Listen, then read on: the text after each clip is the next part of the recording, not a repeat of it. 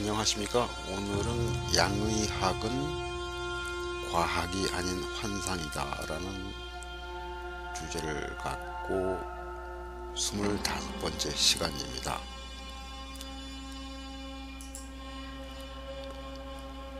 블로그에 가시고요, 채팅도 할 수 있습니다. 여기를 이용하시면요. 일단 최소화를 시키고, 제약회사들이 암을 치료할 수 없는 이유가 오늘의 주제입니다. 암을 치료할 때는 양의사가 치료하는 게 아니고 결국은 약을 이용해서 치료하기 때문에 제약회사가 암을 치료하는 것이지 양의사들이 암을 치료하는 게 아니죠. 이 점 잘 알아두셔야 됩니다.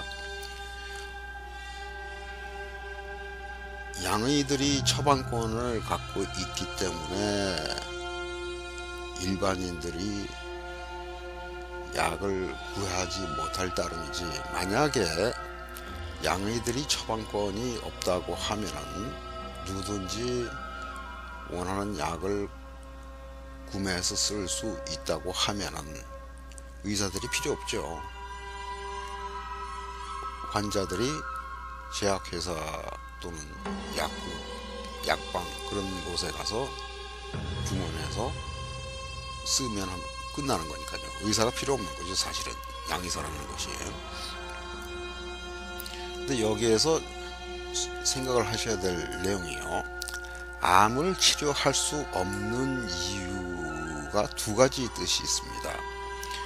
첫 번째는 암을 치료할 수 있는 능력 자체가 없는 것이죠. 그러니까 실력이 안 되는 것이죠.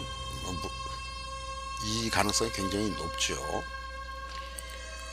두 번째, 치료할 수 없는 이유는 실제 치료할 수 있는 능력이 된다고 하더라도 다른 사정에 의해서 암을 치료하는 방법을 공개를 하지 않거나 수단을 공개를 하지 않거나 또는 약을, 화학물질을 공개하지 않는 경우가 되겠죠. 옛날에 휴스턴에 있는 MD 앤더슨이라고 해서 전 세계적으로 유명한 암 연구 및 치료 병원이 있습니다. 지난번에도 몇 번 소개가 됐던 곳인데요. 대한민국 국민 한 사람이 미국에 와서 의사 생활을 하고 싶어 해가지고 암 치료 방법을 갖고 MD 앤더슨에 접촉을 했습니다. 나를 영주권에 주고 직장을 보장을 해주고 하게 되면은 암 치료 방법을 MD 앤더슨이 갖도록 해주겠다. 그래서 그 계약이 성립이 돼서 영주권을 발급받고 미국에 영주를 하기 시작하면서 또 MD 앤더슨의 직원으로 근무를 하게 되었는데, 그 지적 소유권 자체가 MD 앤더슨으로 넘어가자마자 그 사람은 해고를 당한 것이죠. 그래서 실제 이게 사실인지 아닌지는 모릅니다만 그 휴스턴 지역에서 회자가 되었던 내용입니다.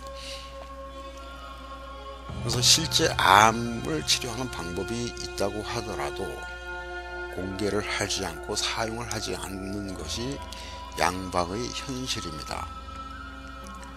여기 클릭하시면 뉴스레터를 구독하실 수가 있고요, 이메일로 받아보시게 됩니다. 또 여기를 누르시면은 특강 동영상을 공개를 하고 있으니까 꼭 보시기 바랍니다. 다시 한번 말씀을 드립니다만, 제약회사들이 양의학도 포함하고 또 한의학도 마찬가지입니다. 일반인도 마찬가지고요. 암을 치료하려고 노력한다고 믿는 사람들이 굉장히 많죠. 참으로 순진합니다. 미국에서요 1940년대에는 16명당 1명꼴로 암 환자가 있었으나 현대에 이르러서는 3명 중 1명이 각종 암에 걸리면서 남성들은 거의 2명 중에 1명이 암에 걸린다는 통계가 있죠. 최근에 뉴스 타겟이라고 하는 곳에서 이런 기사가 있는 것이죠. 빅파마라고 하면은 대형 제약회사죠. 암을 치료하지 않는 이유, 여기서는 이제 할 수 없는 표현이라기보다는 의도적으로 치료를 하지 않는다는 표현을 쓰게 된 것이죠. 이것이 사실은 맞는 내용입니다. 그러니까 제가 번역을 하면서 조금 완화를 시킨 것이죠.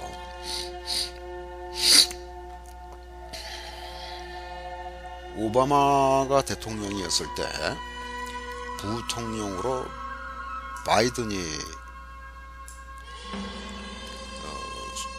수십조 원의 돈을 들여서 암을 치료할 수 있는 방법을 연구를 하도록 했었는데,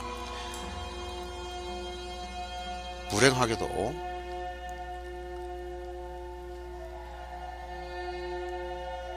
대형 제약회사들은 암을 치료하게 되면 큰 시장을 잃기 때문에 그 일이 실제 이뤄질 수가 없었던 것이죠. 2012년에 미국인들은 빌리언이면 10억 달러죠. 엄청난 돈입니다. 이 많은 돈을 약으로만, 화학물질에만 사용을 한 것입니다. 그러니까 환자가 낫게 되면, 또는 질병에 걸리게 되지 않으면 시장이 줄어들게 되는 것이죠. 굉장히 이건 아이러니하면서 사실은 이게 사실입니다. 마이클 스나이더라고 하는 그 웹사이트에서요, 미국인의 꿈의 종결, 또는 마지막이라고 하는 웹사이트에서 현재 미국인들은 적어도 3명 중에 1명꼴로 어떤 종류의 암이든 걸리도록 되어 있고, 특히 남자들은 확률이 거의 둘 중에 하나가 암에 걸리게 됐다는 얘기, 그런 내용이죠. 1940년대에는 16명당 1명, 기껏해야 16명당 1명꼴로 암에 걸렸었다는 얘기죠. 그러니까 뭔가 잘못된 것이죠. 그러니까 양의학이 이런 데에는 역사 같은 것에 대한 신경을 안 씁니다. 그냥 현재만 신경을 쓰고 다가올 5년 후, 10년 후까지만 신경을 쓰는 것이죠. 과거는 절대 생각을 하지 않습니다. 일부러 숨기고 감추고 하는 것이죠. 그러니까 양의학의 시스템에 뭔가 문제가 있기 때문에 약 80여 년 전에 이렇게 암이 증가했다는 것은 양의학은 실패를 했다는 얘기죠. 적어도 암 치료에 관해서만큼은. 그래서 심장 관련 질환으로 인해서 사망하는 숫자를 암 환자가 이제 넘었을 것이다 하고 하는 것이 나온 것이죠. 그래서 WHO 세계보건기구에서는 약 1,400만 명이 매년 새 암 환자로 등록이 되고 향후 20년 내에 이 값이 70%가 더 늘어날 것이다 라고 예측을 하는 것이죠. 인구 성장률을 감안을 했다고 하더라도 엄청난 양이 늘어나는 것입니다. 그래서 제약회사들은 또는 양의 업계는 떼돈을 벌도록 되어 있습니다. 캔서 메디케이션이라고 하면은 암 치료 화학 물질이죠. 2014년에 1000조 원이 매출을 올렸다는 내용이죠. 근데 2010년에는 그러니까 4년 전만 해도 750조 달러밖에 안 됐었다는 얘기죠. 그러니까 그 사이 그만큼 늘은 것입니다. 그러니까 신약을 개발을 해서 판매를 한답시고 그만큼 값을 더 올려서 문제가 이렇게 생긴 것이죠. 새로운 암 치료 방식이 나올 때마다 더 비용이 많이 들게 되고 더욱더 중요한 문제는 효력이 더 없어진다는 내용입니다. 헬스 임팩트 뉴스에 의하면 20세기 초반에는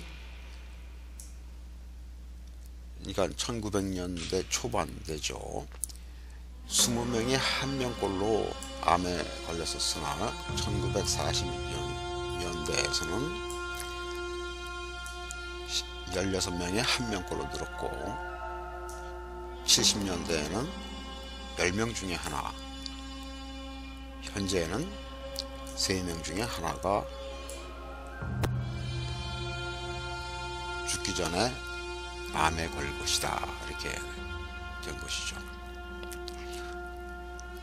어쨌든 양방 암 치료는 관심이 없습니다. 목적은 돈입니다. 지금 여기서 나오죠. 5년 생존율이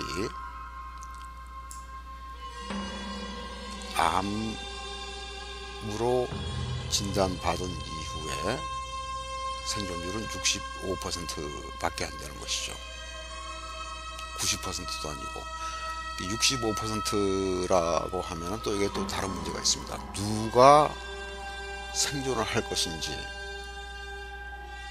누가 죽을 것인지는 아무도 모르는 것이죠. 양이들 전혀 생각이 없습니다. 알 수가 없죠. 그럼 점쟁이죠. 그게 과학이 아니죠. 더욱더 중요한 사실은 특정 화학물질을 또는 치료를 받고 예를 들면은 유방암을 걸려서 유방암 치료를 받기 시작을 한 이후에 5년 일주일을 살고 죽었다고 하면은 그건 치료 성공에 잡히는 것입니다. 그 5년이라는 것이 숫자 노름에 지나지 않는 것이죠.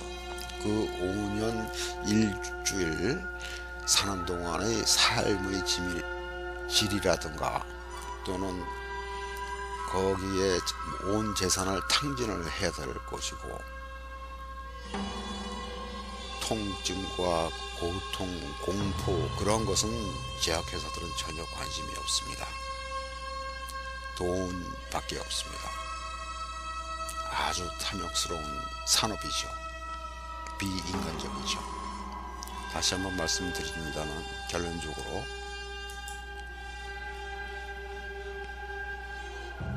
양의학은 과학이 아닌 환상입니다.